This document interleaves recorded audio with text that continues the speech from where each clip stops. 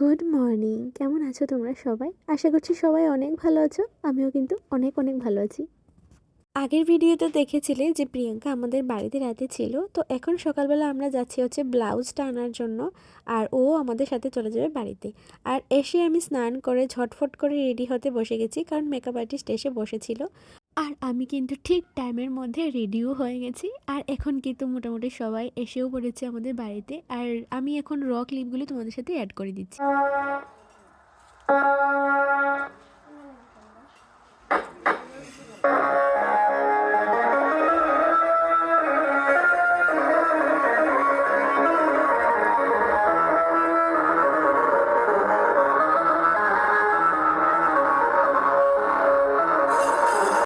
সবগুলো ভিডিও তোমাদের সাথে শেয়ার করা পসিবল না, তো যতটুকু ক্লিপ নেওয়া ছিল আমি অতটুকু ক্লিপ নিয়েছি।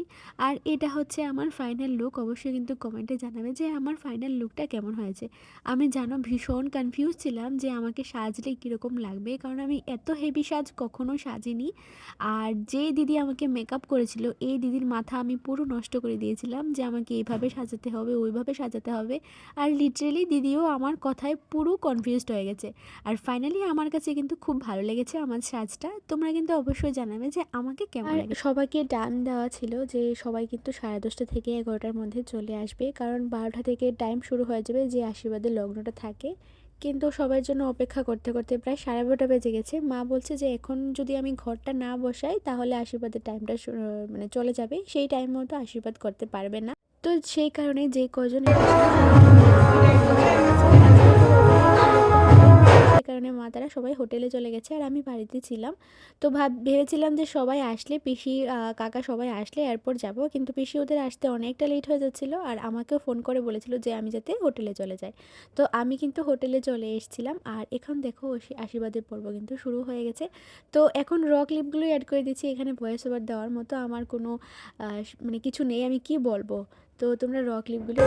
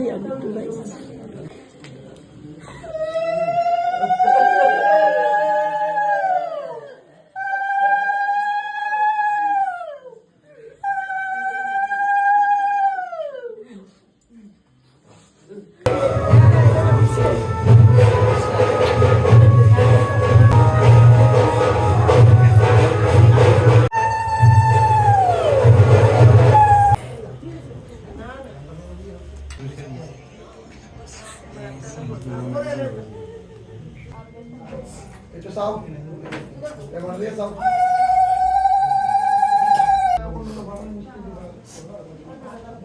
আশীর্বাদ পর্ব কিন্তু শেষ হয়ে গেছে। আর তার মাঝে আমরা অনেকগুলো ফটোও তুলে নিয়েছি। আজকে যেন ফটো তুলতে তুলতে আমার অবস্থা খারাপ হয়ে গেছে। আর সকাল থেকে আমি সেভাবে কিছুই খাইনি, কারণ আমাকে ভাত খেতে বারণ করেছিল। তো ভাত নাকি খাওয়া যাবে না, সেই কারণে সকাল থেকে আমি কিছুই খাইনি। আর এখন বাজে 5টার মতো।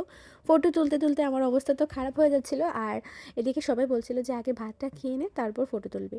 তো যাই হোক, এখানে খাওয়া দাওয়া শেষ করে আমরা কিন্তু চলে এসেছি বাড়িতে। যদি সবগুলো ক্লিপ তোমাদের সাথে অ্যাড করতে যাই ভিডিওটা কিন্তু অনেক বড় হয়ে যাচ্ছে। আমি তাই ছোট ছোট কিছু ক্লিপ তোমাদের সাথে শেয়ার করার চেষ্টা করেছি। তো চলো আজকে এখানে শেষ করছি। দেখা হচ্ছে অন্য কোনো সুন্দর একটা ভিডিওতে। ততক্ষণে তোমাদের সবাইকে টাটা, বাই।